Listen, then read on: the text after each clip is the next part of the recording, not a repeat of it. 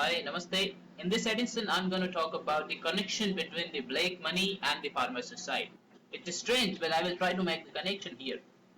Barring all achievements, we can say that the system in India is so decrepit and rotten that the institutions which are there can be put to use for the personal purpose, I say misuse by the people who are the very vanguard of it, who are the protector of it, who are the people who must protect it, who must promote it. If I have to summarize the challenges faced by India as a nation, black money is the single most, the biggest challenge we are facing in the economic, social, or political arena. It can be proved. It is responsible for the degradation or falling of the morals of the society, work ethics of the society. It is responsible for subversion of the institutions of democracy, let's say election and accountability and whatnot.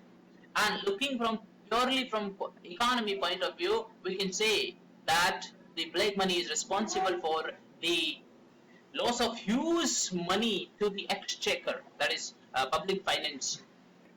That in turn is responsible for the low level of development, infrastructure, state's ability to influence the situations like poverty and literacy and all that. I try to put it very simply, exaggerated. Let's say politicians come to know that the road construction is going to happen at a single stage of length after 5 years. This is the insider information, but this information is being used by these people to make sure that they generate huge black money. Black money is unreported money. Why do they need it? Because moral ethics are down and the system requires them to have the black money, because unless you do not have that much black money, you cannot fight the election, you cannot do anything in the system where everything is working on the basis of the networks you have, on the basis of influence you have, on the basis of kind of power you have. Now coming back to the connection. Now insider information you have, I mentioned that after 5 years there will be a road. Now what they do, politicians are too shrewd. I say most of the politicians are too shrewd, not like Mr. Koda and Reddy Brothers. What they do is that they take help from some expert. Before they do it, they take the survey of the place and they meet the people around and find out who are the people who are going to support him. So there is a tentative list in his mind that these are the people who can help him, who are going to be a part of a bigger syndicate, which are going to rule. So they become the ruling known elites, okay, not elites, sub-elites I would say. So Netaji and his sub-elites from the same place and possibly from the same caste, Indian scenario, same caste works. Netaji finds this fellow, Mr. Double X, let's call him. This person is foreign educated, okay, Indian educated, top institute, and he is an economist or a consultant or a business expert or business person himself. And this person is being contacted by the Netaji. Why? Because this person's expertise is needed to make sure that that money, whatever is the potential of the deal, potential of the land, which is there on the site which has to be approved, that can be tapped for these people.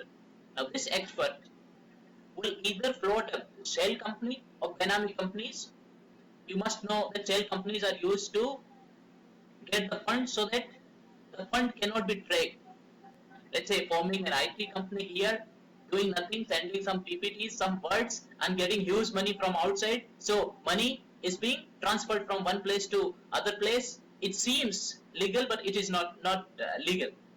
That's what Netaji tells this fellow, that what Netaji has to do, he has to grab the land not in his name, but for him. Ultimately, the money which will be generated will be used by politicians. It will be distributed down the line with expert and with many other people, and possibly some people in judiciary who may influence the. I may be charged with the contempt of court, but there are some incidents. I say some people, right? Not all.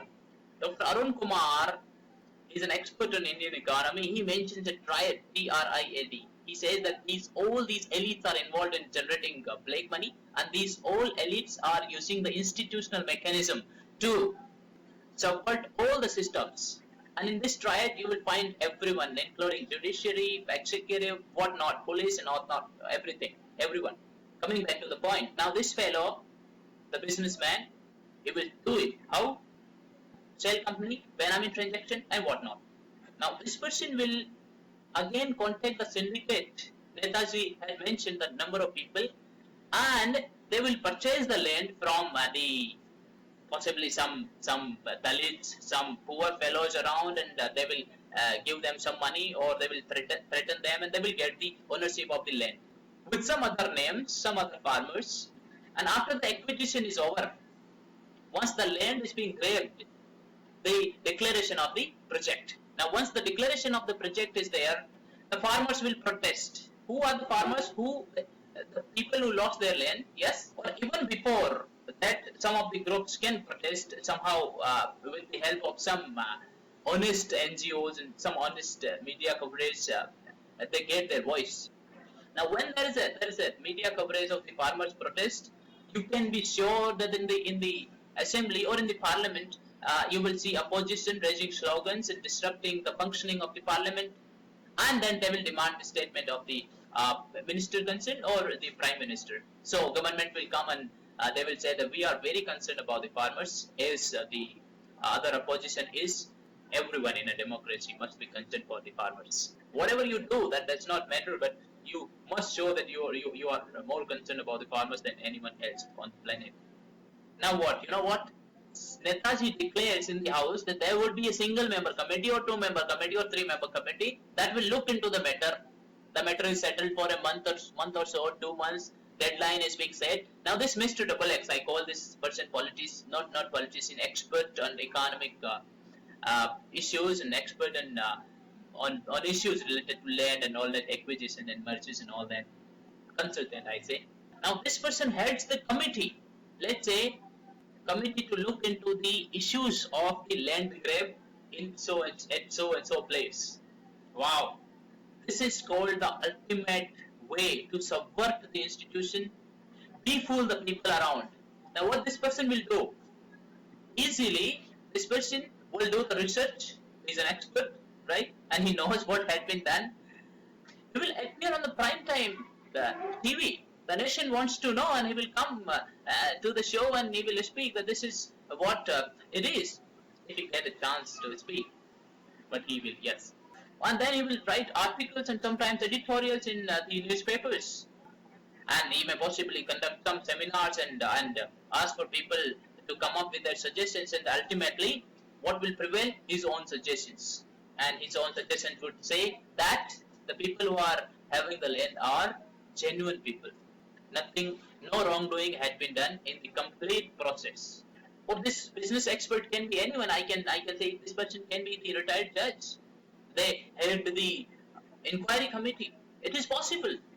Since judiciary is so opaque, then you can't get much information from them. Or I would say unreformed, because it takes years to dispose the cases. Take the Ramalinga Raju case, the same Madoff case in US. Madoff case was disposed in a year, and Ramalinga Raju case, it's the verdict is just out, it seems, 6-7 years. That's the beauty of the institutions in India. I again say, I have utmost respect for these institutions when I read from the books. And ultimately what happens, this is what happens, the end of the life of the farmer, and the end of my presentation. Thank you very much. And the source for whatever I've said here is a book from Dr. Arun Kumar, Indian Economy. You may read more. Yes, for flavor I've added some stories and all that. Okay, bye-bye. Thank you.